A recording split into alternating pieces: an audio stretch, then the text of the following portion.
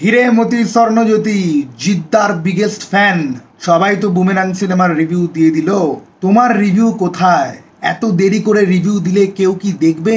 ভাই আজকে গোটা দিনে 3টে সিনেমা দেখেছি। ট্রেন বন্ধ, উল্টোডাঙা অব্দি ট্রেন যাচ্ছে না। প্রচুর ঘুরে ঘুরে বেড়াতে হয়েছে সারাদিন। বাড়ি এসেই ঘুমিয়ে পড়েছি। দুঃখের কথা কেউ শুনতে চায় না, সবাই কাজের কথা শুনতে চায়। বুমেরাং কেমন হলো? দেখ, অ্যাকচুয়ালি বলার মতো এত কিছু রয়েছে, আমি কোথা থেকে শুরু করব আমি অ্যাকচুয়ালি সেটাই বুঝতে পারছি না।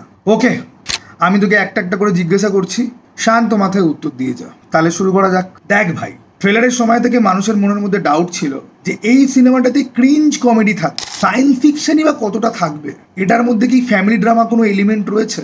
রুক্মিণীকে কেমন লাগলো? দেখ ভাই, আমার যেটা মনে হয়েছে, রুক্মিণী ছাড়া এই সিনেমাটা হতোই না। রুক্মিণী যে পারফরমেন্স দিয়েছে সেটা আমি এক্সপেক্টই করিনি। আমি অসম্ভব স্কেপটিক্যাল ছিলাম এবং রুক্মিণীর কারণেই, রুক্মিণীর পোর্শন আমার ট্রেলারে ভালো লাগেনি।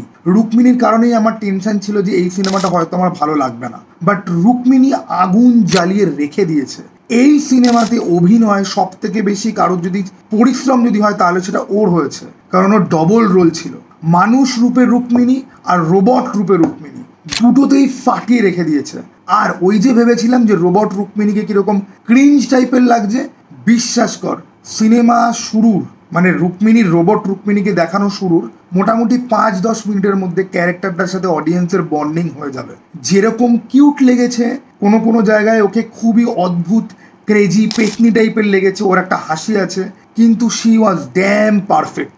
রোবটিক মুভমেন্ট থেকে শুরু করে চলাফেরা, অ্যাটিটিউড থেকে শুরু করে, রোবটটার যে একটা আলাদা পার্সোনালিটি রয়েছে যেটা মানুষদের মতো হয়েও মানুষ অ্যাকচুয়ালি নয়, সেটা রুক্মিণী দুর্দান্তভাবে ফুটিয়ে তুলেছে। আর মানুষ যে রুক্মিণী, বাবা হাফ পাগল, বর ফুল পাগল, দুইজনের মাঝখানে দোটানার মধ্যে ও জড়িয়ে গেছে। ওর বাবা চায় যে একটা স্টেবল কাউকে বিয়ে করে তার সাথে থাকার জন্য, আর ওর বর চায় যে আমি যে স্বপ্নটা পূরণ করার চেষ্টা করছি একটা হিউম্যানয়েড তৈরি, তো আমার বউ আমার পাশে থাকুক, ঠিক আছে। এবার রুক্মিণী আর জিতের মধ্যে বিয়ে হয়েছে, যেটা ওর বাবা কাইন্ড অফ অ্যাকসেপ্ট করতেই পারে না। তো রুক্মিণীর যে চরিত্র সেটার লেখাও যেরকম ভালো হয়েছে, ক্যারেক্টারটার যেরকম ইমোশনাল ডেপথ রয়েছে, আর রোবট রুক্মিণী তো পুরোপুরি রায়ট। ওকে ভাই, তুই রুক্মিণীর এত প্রশংসা করবি আমি এক্সপেক্টই করিনি। যাই হোক, রুক্মিণীর পরে আর কাকে তোর সব থেকে বেশি ভালো লাগলো? রুক্মিণীর পরে আমার সব থেকে ভালো লেগেছে সৌরভ দাস আর সৌরভ দাসের গার্লফ্রেন্ডকে। তো অ্যাপারেন্টলি এই সিনেমার গল্পটা যখন দেখবি তখন বুঝতে পারবি যে রুক্মিণীর সাথে সৌরভ দাসের, এটা ট্রেলারের মধ্যেও ছিল, যে তাদের দুজনের মধ্যে কোনো রকম ইন্টু পিন্টু চলছে, এরকম একটা গল্প টাইপের আছে।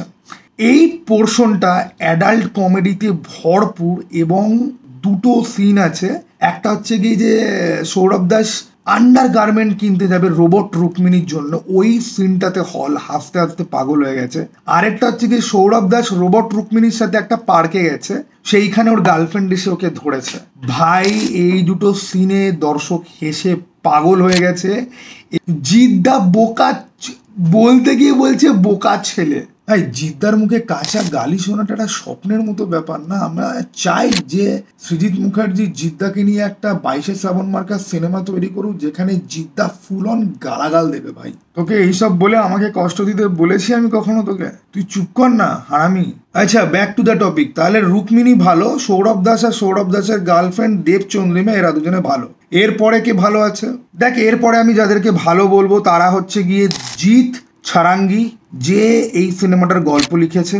আর স্ক্রিপ্টে 3জন রয়েছে, সৌগত সিনহা রয়েছে, সালিম বলে একজন রয়েছে, আর সৌভিক কুন্ডু ডাইরেক্টর যে সে রয়েছে।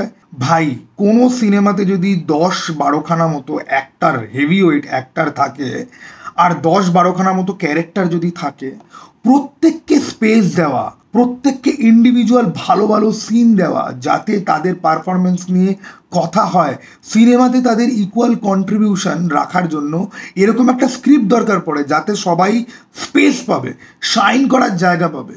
মাত্র 2 ঘন্টা 10 মিনিট না 2 ঘন্টা 7 মিনিটের সিনেমার মধ্যে সেটা অ্যাকচুয়ালি অ্যাচিভ করেছে এখানে। এবং বিশ্বাস করবি না, 15টা থেকে 20টা মতো কমেডি দৃশ্য রয়েছে যেগুলো just bang on. Dialogue writing কি হয়েছে ভাই, ডায়লগ প্রচুর রাইমিং ডায়লগ আছে, ঠিক আছে, ছন্দ মিলিয়ে মিলিয়ে সেগুলো তুই মুখে গুনগুন করতে করতে ছুটতে ছুটতে তুই বেরোবি। আর ভাই, পলিটিক্যাল পোকিং রয়েছে। মমতা ব্যানার্জির নামের হাফ মমতা অবধি গেছে, ঠিক আছে। ইডি রুক্মিণী বলছে যে ইডি তুলে নিয়ে যাবে। রুক্মিণী এই পোর্শনটা দেখলে তো দেবদা হাসতে হাসতে পাগল হয়ে যাবে, যে না হাসবে না কাঁদবে, বলবে রুক্মিণী আমাকে ইডি তুলে নিয়ে গেল, তুমি সেটা নিয়ে মজা করছো, তাও জিদ্দার সিনেমাতে বসে। ভাই পয়সার এগেনস্টে চাকরি পাওয়া নিয়ে জোকস রয়েছে, এবং ঢুকিয়েছে কি সুন্দর, ঠিক আছে জায়গা বুঝে ঢুকিয়েছে পুরো। বলছে কি যে এখানে তো টাকা দিয়ে চাকরি পেতে হয়, এখানে তো চাকরি না করার জন্য টাকা দেওয়া হচ্ছে। আমি ভাবছি সালা ফ্যামিলি ড্রামা কমেডির মধ্যে এইরকম একটা কমেডি সিনে পলিটিক্যাল পোকিং মাথায় এলো কার? ও আচ্ছা, ওই জন্যে তুই রাইটারগুলোর আলাদা করে নাম করছিলি? হ্যাঁ ভাই, পলিটিক্যাল পোকিং বাদ দে, কিছু সেক্সুয়াল জোকস রয়েছে, পুরো অ্যাডাল্ট কমেডি না, ডিরেক্ট ওরা বলেনি কিন্তু মিন করেছে। একটা জায়গা রয়েছে জিৎ খুব ভেঙে পড়েছে, সৌরভ দাস আর জিৎ ফুলটু বসে আর মদ ফদ খাচ্ছে একসঙ্গে, ঠিক আছে, একটা মূর্তির মাথা পড়ে গিয়ে ভেঙে গেছে, সেটা বেঁকে ছিল স্ট্রেট হয়েছে, এবং ওই মাথাটাতে অ্যাকচুয়ালি খরাজ মুখার্জি দিয়ে রয়েছে, এটা স্পয়লার না, আমি তোকে বলছি শোন। তো বলে কি ওই দেখ ওটা সোজা হয়ে গেছে, সৌরভ দাস বলছে কি সোজা হয়ে গেছে, ঠিক আছে, জিদ্দা বোকাচোদা বলতে গিয়ে বোকা আটকে গিয়ে ছেলে বলছে, আর এই শ্বশুরকে কোলে নাও ভাই, প্রচুর জায়গা রয়েছে, কোমর, ঠিক আছে, কামসূত্র, রুক্মিণী রোবট রুক্মিণী এক্সপ্লেন করছে যে কামসূত্রতে কি কি হয়, তারপরে বলছে সৌরভ দাসকে চার্জ মি। এই তোকে কমেডি সিনগুলো স্পয়েল করতে বলেছি এরকম ভাবে, তুই তো সব বলে দিচ্ছিস। ভাই আমার কথা বিশ্বাস কর, কমেডি সিন এত রয়েছে না, আমি যদি তোকে 5খানা সিন বলেও দিই, তারপরে 15খানা সিন রয়েছে তোকে হাসিয়ে তোর পেছন ফাটিয়ে দেওয়ার জন্য। আচ্ছা ভাই, খরাজ মুখার্জিও তো আছে, অম্বরীশও আছে, ওদেরকে দিয়ে কি হলো? রজতাভ দত্তও আছে। দেখ রজতাভ দত্তকে অল্প স্পেস দিয়েছে, সে কাইন্ড অফ ওই ইগোর লড়াই চলছে তার জামাইয়ের সঙ্গে, ঠিক আছে।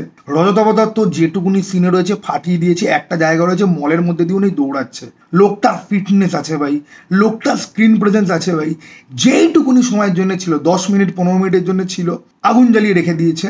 খরাজের কথা যদি আমি বলি, খরাজদার যে প্রথম সিনটা যখন জিতেছে তোর আলাপ হচ্ছে, ওই সিনটা ভালো নয়, ওরা চেষ্টা করেছে জোকস দেওয়ার, বাট জোকসগুলো কাজ করে না, কিন্তু তারপরে খরাজদার বেশ ভালো ভালো কিছু সিন আছে ভাই। আর খরাজদার জন্য শুধুমাত্র আমি একটাই কথা বলবো, পুই পুই পুই পুই।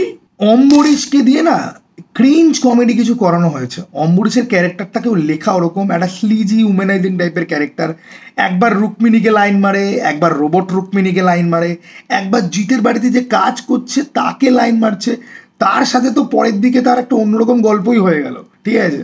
যাই হোক, খরাজ আছে, খরাজ কি বলছি, অম্বরীশ বাবু আছেন, অম্বরীশ বাবুর কিছু ভালো সিন আছে, আবার কিছু খারাপ সিনও আছে। মোস্ট অফ দ্য খারাপ ক্রিঞ্জ কমেডি সিন অ্যাকচুয়ালি তারই আছে। ও বাই দ্য ওয়ে, জিতের বাবা মার চরিত্রে যারা অভিনয় করেছে তাদেরকে আমি আগে দেখিনি কোনোদিন, তাদের অ্যাপিয়ারেন্স অ্যাকচুয়ালি ইন্টারভ্যালের পরে হয়, ঠিক আছে, ইন্টারভ্যালের আগে তাদের জাস্ট একবার ছোট্ট একটা সিন ছিল, ইন্টারভ্যালের পরে তাদের অ্যাপিয়ারেন্স হয়। ভাই আমি এদের দুজনকে চিনি না, কিন্তু এরা দুজন খেয়ে রেখে দিয়েছে। এরা যখন জিতের বাড়িতে আসবে আর ক্লাইম্যাক্সের আগে দুটো মতো বড় জায়গা আছে ভাই, ওই লোকগুলো ফাটাফাটি ভাই। বিশেষ করে জিতের মায়ের চরিত্রে যে অভিনয় করেছে, তার রিয়াকশন দেখে তুই হাসতে হাসতে পাগল হয়ে যাবি। আর জিতের বাবার চরিত্রটা দেখে তোর মনে হবে যে এইরকম বাবার এইরকম ছেলে হলো কি করে। সবই তো বুঝলাম, সবার ব্যাপারে বললি, জিদ্দার ব্যাপারে কিছু বলছিস না। ও জিদ্দার ব্যাপারে বলতে গেলে পরে আমাকে একটু সিরিয়াস হতে হবে, আর জিদ্দাকে নিয়ে তো পুরো আলাদা ভিডিও আসছে ভাই। আচ্ছা বাই দ্য ওয়ে ভাই, এই সিনেমাতে তো অ্যাকশন আছে, অ্যাকশনের কি খবর? আর গানগুলো কি সত্যি খুব বাজে? দেখ গানের ব্যাপারটা হচ্ছে যে গানের প্লেসিং, জিতের লাইফে যখন মাথা ঘুরিয়ে দেওয়ার মতো জিনিসপত্র হচ্ছে, যখন জিত মাথা ঠিক রাখতে পারছে না, ঠিক সেই সময় এই গানটা আসে যে মাথা ঘুরে বন বন। যখন জিত যেটাই ভালো করতে যাচ্ছে সেটাই ওর কাছে খারাপ হয়ে ফেরত আসছে, ওর ইন্টেনশন কেউ বুঝতে পারছে না, ও একটা উদ্দেশ্য নিয়ে কাজ করতে এগোচ্ছে, বাট সেটার জন্যই ও পরে গিয়ে কেস খাচ্ছে, তো বুমেরাং হয়ে ফেরত আসছে। তাই ওইটার পরে বুমেরাং গানটা আসছে, যখন ওর বউ যাকে ও খুব ভালোবাসে, যার জন্য অ্যাকচুয়ালি এত কিছু, সে যখন ছেড়ে চলে যাচ্ছে, তখন অদ্বিতীয়া গানটা আসছে। প্রত্যেকটা গানের প্লেসিং ভালো, আর যেহেতু গানগুলোর প্লেসিং ভালো, আর যেহেতু তুই বুঝতে পারছিস যে গানগুলো অ্যাকচুয়ালি জিত কি অবস্থার মধ্যে দিয়ে যাচ্ছে সেটাকে রিপ্রেজেন্ট করছে, সেই জন্য তুই গানগুলোকেও এনজয় করবি। কারণ যেই পাবলিকদেরকে আমি বলতে শুনেছিলাম যে বুমেরাং গানটা ভালো নয়, সেই পাবলিকদের মধ্যে আমিও পড়ি যে বুমেরাংয়ের প্রথম গানটা আমার ভালো লাগেনি, সে আজকে হল থেকে বেরিয়েই গানটা চালিয়েছে। এটা অনেকটা ওই পাঠানের যে ঝুমে জো পাঠান, কারুর প্রথমে পছন্দ হয়নি, বাট দেন পাঠান শেষ হওয়ার পরে সবার ওই গানটা ভাল লেগেছে, এটা এক্স্যাক্টলি ওরকম। আর অ্যাকশন, তুই তো অ্যাকশন করে মরিস, অ্যাকশন নিয়ে তো কিছু বলছিস না, অ্যাকশন নিয়ে কিছু বল। আমি তোকে কি বললাম, জিদ্দাকে নিয়ে আলাদা করে কথা বলবো, তখন জিদ্দার অ্যাকশন নিয়ে কথা হবে। তাহলে এই সিনেমার বাজে দিক বলতে শুধুমাত্র কিছু ক্রিঞ্জ কমেডি আর খরাজ বাবু বা অম্বরীশ খুব একটা বেশি শাইন করেনি, এটাই বক্তব্য, তাই তো? না, আর একটা বড় বক্তব্য আছে আমার। তুমি বলছো যে science fiction, comedy, drama. Well, comedy তো রয়েছে, ড্রামাও রয়েছে। সায়েন্স ফিকশনের জন্য শুধুমাত্র দুটো হিউম্যানয়েড রোবট দেখিয়ে দিলাম, একটা বাইক দেখিয়ে দিলাম, তাহলে তো হয় না। জিতের চরিত্রটাকে সায়েন্টিস্ট মার্কা যে লুক বা ফিল, সেটা কিন্তু আসে না অনেক সময়, ঠিক আছে? ইভেন কি দেখ, ভিএফএক্স এর কাজ তো মোটামুটি ভালোই হয়েছে জিতের, ওই একটা হলোগ্রাম কম্পিউটার মতো, ঠিক আছে, বা হলোগ্রাম ফোন বা বাইক, সেগুলো ঠিক আছে। কিন্তু জিতের কথাবার্তা, গেট আপ, তার মেন্টালিটি, সেগুলোর মধ্যে না ওই সমর সেন, আমি একজন হিরো কিন্তু আমি একটা কিছু আবিষ্কার করছি, বউকে বলতে পারছি না, একটা ফ্যামিলি ম্যান টাইপের একটা ভাইব আছে, কিন্তু বিজ্ঞানী মার্কা ভাইবটা কম। এবং আমি মনে করি যে সায়েন্স ফিকশন রিলেটেড কিছু সিন রাখা উচিত ছিল। সৌরভ দাস তাকে অ্যাসিস্ট করছে যখন সায়েন্টিস্টের চরিত্রে, মানে তাকেও বলা যায় সে একটা সায়েন্টিস্টের ক্যারেক্টারই তো প্লে করছে এখানে। তো এদের দুজনের মধ্যে, দুজন সায়েন্স ব্রোজের মধ্যে কিছু সায়েন্স রিলেটেড কনভারসেশন বা ওরকম টাইপের কিছু রাখা দরকার ছিল। সেটার একটুখানি গ্লিমস আছে, বাট অতটা কনভিন্সিং নয়। তবে দেখ, 2 ঘন্টার মধ্যে আর কতই অ্যাপ্রোচ করবে। ঠিক আছে, বুঝে গেছি ভাই, আর জিদ্দারও এক্সকিউজ দিতে হবে না তোমাকে। তাহলে তোমার মোটামুটি এই হচ্ছে কি বক্তব্য, বা বুমেরাং বেশি ইন্টারেস্টিং মনে হচ্ছে। বুমেরাং একটা কমেডি ড্রামা যার মধ্যে ফ্যামিলি ভ্যালুজ বা ইমোশন প্রচুর রয়েছে, এবং তার সঙ্গে কিছু পিঞ্চ অফ সল্টের মতো কিছু সায়েন্স ফিকশন রয়েছে, এবং লাস্টে ক্লাইম্যাক্সে একটা পেছন ফাটানো অ্যাকশন সিন কিন্তু আছে, ঠিক আছে? যেরকম অ্যাকশন সিন আমরা চেঙ্গিজ, রাবণ, মানুষ কোথাও দেখিনি। একটাই অ্যাকশন সিন ছিল, action scene kind of Ravan চেঙ্গিজের ওপর ভারী পড়তে পারে। আর সিনেবট ক্যামেরার ইউজ, খালি দুঃখের ব্যাপার একটাই যে অ্যাকশন সিনটা একটুখানি বড় হওয়া দরকার ছিল। তো ওকে বন্ধুগণ, ল্যাথখোর ইউটিউবার খুব ক্লান্ত 3টে সিনেমা দেখে, যাকে আজকে ট্রেন বন্ধ ছিল বলে অনেক জায়গায় ঘুরে যাতায়াত করতে হচ্ছে, তার তরফ থেকে আমি ক্ষমা চেয়ে নিচ্ছি। এই ল্যাথখোর দোচনা দুচির ভাই এখন এই ভিডিও পুরো এডিট করে খুব তাড়াতাড়ি কালকে সকালবেলা নিয়ে আসছে।